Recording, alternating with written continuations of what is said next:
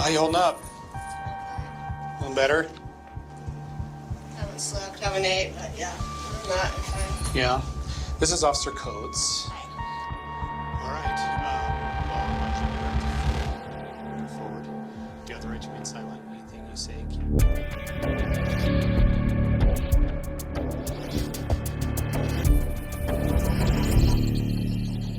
We've done more unwrapping of what was in the boxes, and we wanted to just talk to you more about some of the stuff we found. So I know you've already told me that you didn't put anything in there that you remember, but I just wondered if, over the last couple of days, if you've thought of more or if you remembered anything else. No, I haven't. All right. Nothing at all? Okay. Well, first thing, I'm sure you can imagine that this is kind of hard for the officers to see, the condition that the children are in. But what the professionals are telling us that have dealt with decomposed bodies is that there's an additional chemical odor. Did you add anything to the bags? Did you put anything in there that would generate a stronger?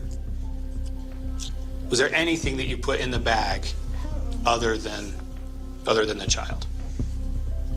Okay. No chemicals, no. I know I asked you about trinkets. I've always bought scented garbage sacks.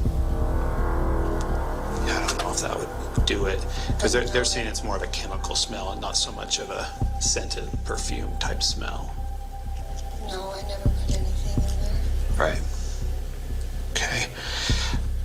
As I've gone back and reviewed my interviews and started to type my reports, there were some things that I noticed that you said that I didn't ask you about at the time. One of them was you said that when the baby was born that you didn't want it to cry. Do you remember telling me that? No. I said they wouldn't cry at first. I didn't say I didn't want them to.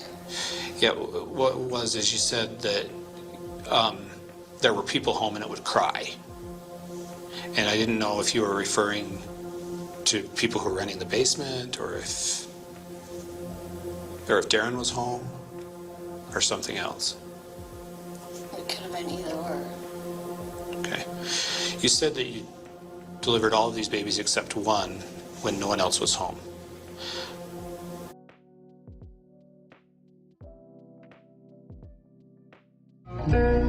Expedia helps you find the right time to book.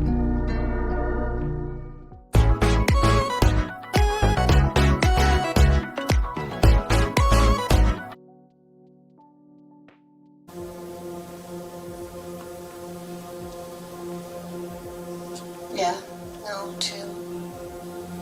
I can't think on all of them, but I know someone was home at least 3 or 4 times. Oh, really? Yes. Okay. So you are remembering more. Yeah, I know 3 or 4 times someone was home. Okay. You did tell me that the other time when they were home that you of course didn't scream. That's what your statement was before, and that's one of the things that a lot of people are having a hard time understanding is that you successfully had so many home births without major complications. I don't know. I know I never had any complications. Okay. So you didn't have prolonged bleeding or anything like that you were worried about? Hemorrhaging or anything? One more thing I wanted to ask you about, again, from watching my interviews back.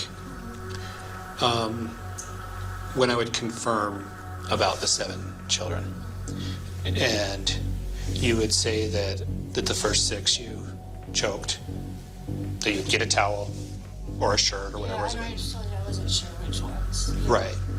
And you'd put it in the towel, choke it,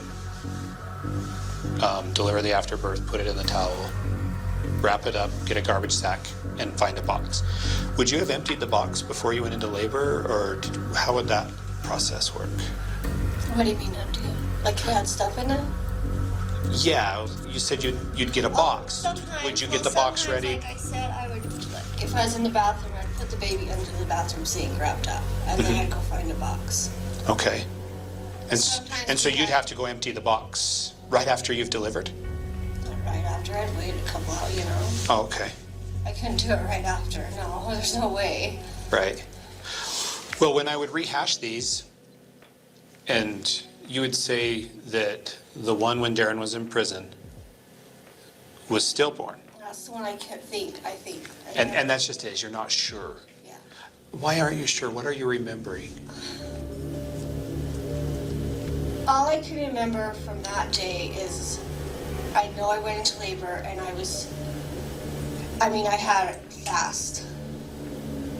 And I was trying to hurry before my girls got home from school. And I can't even remember.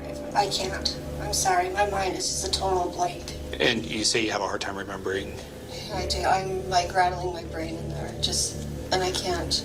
Why do you think it's so hard to remember? I don't know. I think it's because I really can't even remember half of what I was doing then.